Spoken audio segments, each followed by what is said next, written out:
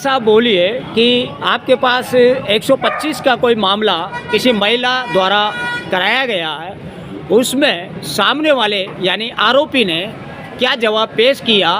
जो कि वकीलों के ऊपर भी एक सवाल खड़ा हो रहा है। देखिए, प्रियंका सुमन पुत्री राधा किशन सुमन निवासिनी गणेश नगर बोरखेड़ा कोटा द्वारा एक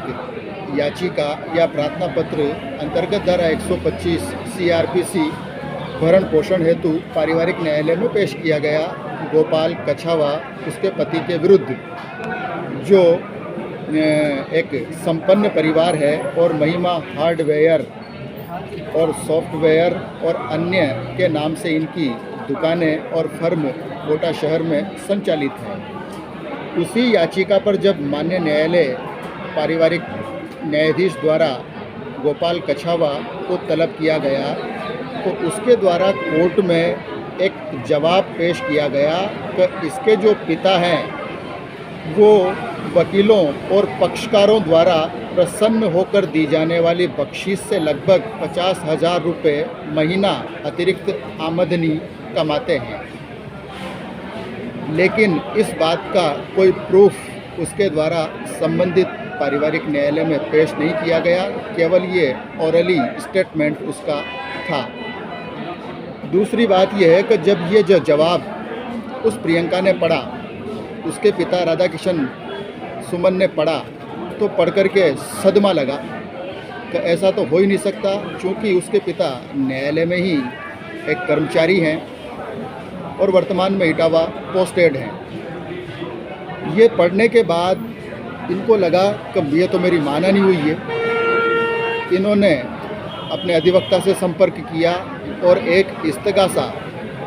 SCJM क्रम 7 कोटा में आरोपी गोपाल कछावा के विरुद्ध जुर्म धारा 500, 501 और 599 में रखा,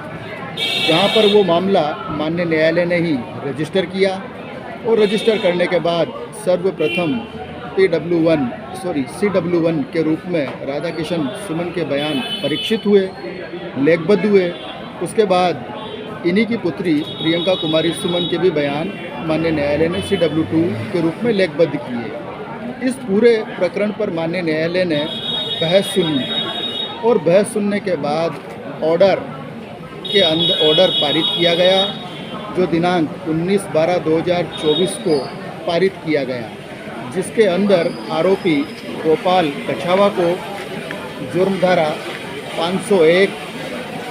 और जुर्म धारा 500 में दोषी पाया, अर्थात जुर्म धारा 501 और 500 में प्रसंज्ञान लिया गया और उसको जरिए 5,000 रुपये के बेल वारंट से कोर्ट में तलब किया गया। कुल मिलाकर के ये एक मानहानि का मैटर था और मैं यहाँ पर ऐसे लोगों को चेताना भी चाहूँगा कि कम से कम न्यायालय परिसर में काम कर रहे व्यक्तियों, चाहे वो वकील हों, चाहे वो कार्यरत न्यायिक कर्मचारी हो, इस प्रकार के लांछन जब तक उनके पास सॉलिड प्रूफ ना हो ना लगाएं। और मैं न्यायालय से इसके अंदर ऐसी गुजारिश करूँगा तो इन दोनों सेक्शंस में, यानी कि जुर्म धारा 500 और 501 में जितनी भी सज़ा बनती है, ऐसे व्यक्तियों को सज़ा दी जाए, तभी जाकर के समाज सुधरेगा। शुभ नाम बताइए। लोकेश कुमार सैनी।